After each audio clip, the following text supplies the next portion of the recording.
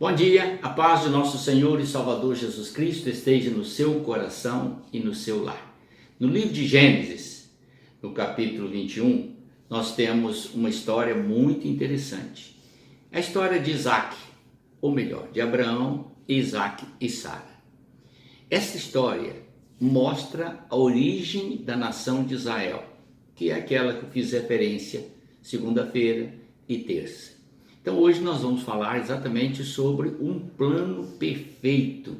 Deus, em sua sabedoria, em sua grandeza, ele planeja tudo nos mínimos detalhes e faz demonstração disso. Isso que eu acho incrível na palavra de Deus. Sabe o que é? Ele faz a demonstração daquilo que vai acontecer no futuro, para que você tenha entendimento. Então vamos considerar, em primeira mão, que Abraão representa Deus. Sara, portanto, foi escolhida por Deus como esposa de Abraão e Deus a deixou envelhecer, passar o seu tempo de procriação para que não ficasse nenhum mérito em Sara, mas todo o mérito ficasse na pessoa de Abraão e na relação dele com Deus. Preste atenção para você ter uma ideia, porque se Isaac tivesse nascido no período fértil de Sara, todo mundo ia falar Isaac, filho de Sara, mas não é assim. É como se fosse um mistério. Então vou mostrar para você dentro da visão bíblica.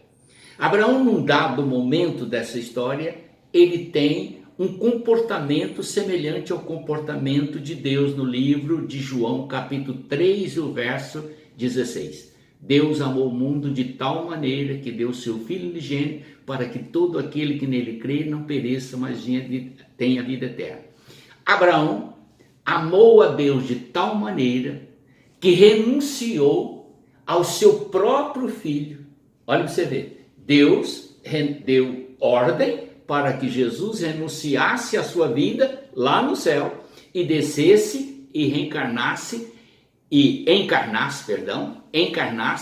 e fosse moído pelas nossas transgressões. E Abraão recebeu de Deus um presente na sua velhice, ou melhor dizendo, na impossibilidade de Sara gerar um filho, tá entendendo?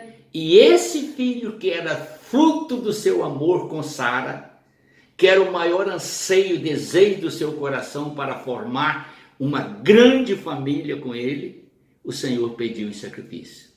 Nesse primeiro momento, Abraão, por amor a Deus, não resistiu ao pedido do Senhor, mas entregou o seu filho para ser sacrificado, como Deus entregou o seu filho para ser sacrificado. Agora vamos voltar para o Abraão. O que levou Abraão a ter essa atitude? Não há explicação na Bíblia e eu acho que ninguém pode explicar isso. Como que o Abraão chegou a esse ponto de fazer essa renúncia? Há especulações em torno do fato que Abraão cria que Deus pudesse ressuscitar o Isaac, mas não há nenhuma prova, comprovação, nenhum texto bíblico que nos traduz esse sentimento com toda a ação literária.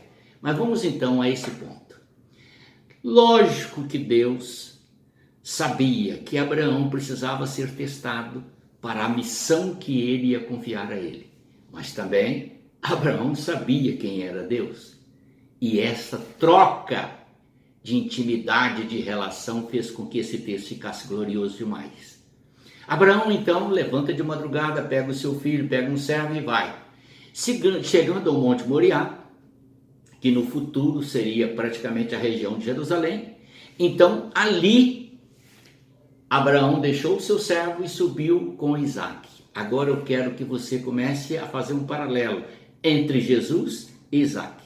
Isaac subiu o Monte Moriá e ele subiu o monte carregando o feixe de lenha onde ele ia ser imolado e teria que dar a sua vida. Jesus, ao ser entregue nas mãos das autoridades, tomou sobre si a sua cruz e a transportou para o Monte da Caveira, onde ele seria crucificado. com a própria cruz que ele mesmo carregou. Isaac, quando ouviu do seu pai que não tinha o cordeiro, ele perguntou ao pai: pai, nós temos o fogo, temos o cutelo, temos a lenha, mas não temos o cordeiro. Então Abraão respondeu: Deus proverá. Esta é a confiança daquele servo de Deus, que abriu mão de tudo para mostrar o seu grande amor a Deus. Agora, querido, vamos ver a atitude do Isaac.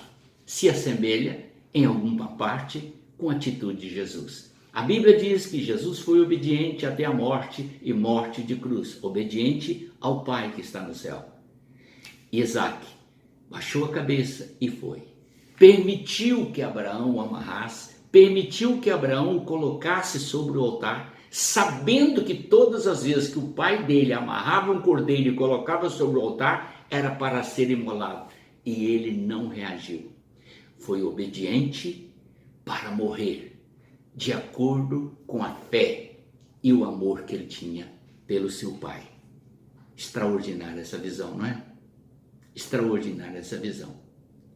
Bom, agora eu quero mostrar como que entra Deus na história novamente. Quando Abraão levantou o cutelo para matar o seu próprio filho em sacrifício a Deus, o Senhor apontou para uns ramos. Aliás, o anjo do Senhor bradou segurando a mão de Abraão e apontou para o ramo. Aí está o cordeiro do sacrifício. Querido, João Batista, ao avistar Jesus chegando no Rio Jordão, ele diz: eis o Cordeiro de Deus que tira o pecado do mundo. Quer ver um propósito maior que esse? Quer ver uma revelação maior do que essa? Um plano perfeito, como Deus retratou na experiência de Abraão, que tudo é possível àquele que crê nele.